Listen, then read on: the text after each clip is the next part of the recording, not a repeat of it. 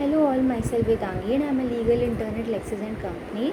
So guys, my today's topic for the discussion is the case analysis of Ashbury Railway Carriage and Iron Company Limited versus Ritchie.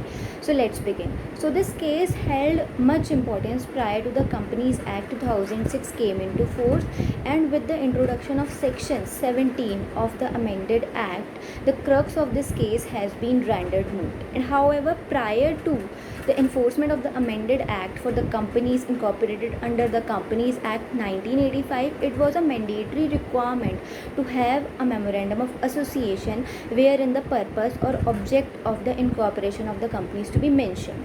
The company was not allowed to indulge in any unlawful activity which is beyond the scope of the object clause of the MOA.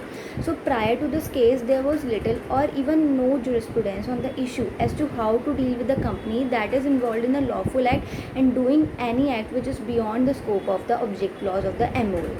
So for the first time, the House of Lords in this case, they laid down the judgment for the same.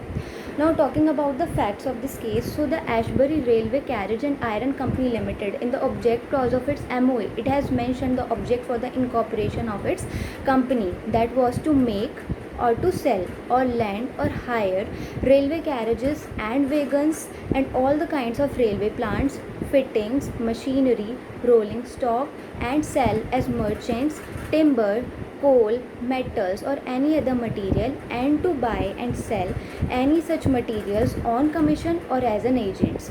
So the directors of the company, they entered into a contract with Ritchie's wherein a railway line was to be constructed in Belgium, and the contract was for the purpose of financing of the construction. So the clause 4 of the object clause, it specifically mentioned that beyond the scope of any of this clause, there was a need of a special resolution to indulge in any activity which is beyond the scope of the object clause of the MOA. However, the company superseded the requirement and it agreed to give Ritchie the loan and also financing the company needed to build the railway line. So the contract which was entered into by the company was ratified by all the members of the company, but later on the company repudiated the contract that was entered into it by the company and Ritchie. Ritchie sued the company for the breach of the contract and claimed damages. Now talking about the legal issue that was involved in this case, so the legal issue was whether the company can enter into a contract which is beyond the scope of the object clause of the MOA. So the judgment that came in this case was that the House of Lords, they held that the objectives of the company as mentioned in the object clause of the company's MOA were absolute. House of Lords also mentioned the same principle and held that the contract which had been entered into by the company was beyond the scope of the object clause of the MOA of the company, and the House of Lords also held that by entering into such a contract with Ritchie, the company was in breach of the clauses also that had been included in the constitution and the formation of the company. The clauses that were included in MOA, they did not allow the company to make a contract. So keeping that in mind, the House of Lords held that the transaction concerned here was invalid and therefore held that the contract shall have no legal effect for the company or for Ritchie. The judgment resulted in a defeat for Ritchie to have the contract enforced since there could not be any breach. So this was due to the fact that there could not have been any contract to be breached at first place.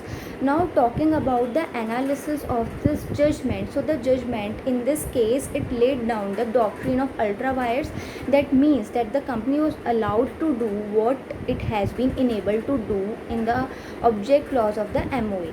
Even in this case, if the contract which the company entered into had been included as an allowed transaction in the object clause, the same might have been allowed.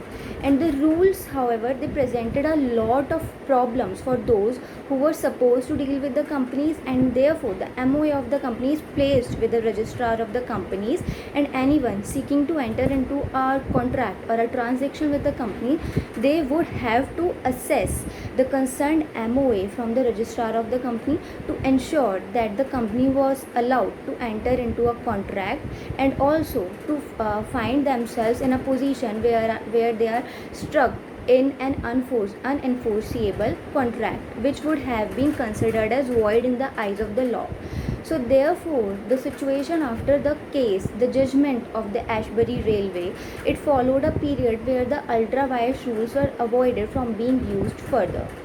Now talking about the conclusion of this case, so Ashbury Railway case laid down the foundation of the doctrine of ultra vires and confined the acts of the company within the provisions of the object clause of the MOA. But this case was rendered moot to a great extent after the introduction of the changes in the Companies Act 2006, since the section 17 of the said act don't mandate any company to have an MOA. This has made the judgment rather unnecessary to be considered, since this applies to all the companies incorporated under the amended Companies Act 2006. So guys, that's all about my discussion on this particular topic. I hope you all liked my video. If you guys have any doubt with regard to this video, then you can comment in the comment section. Also, don't forget to subscribe to our YouTube channel Lex Click. We will meet in the next video. Till then, bye.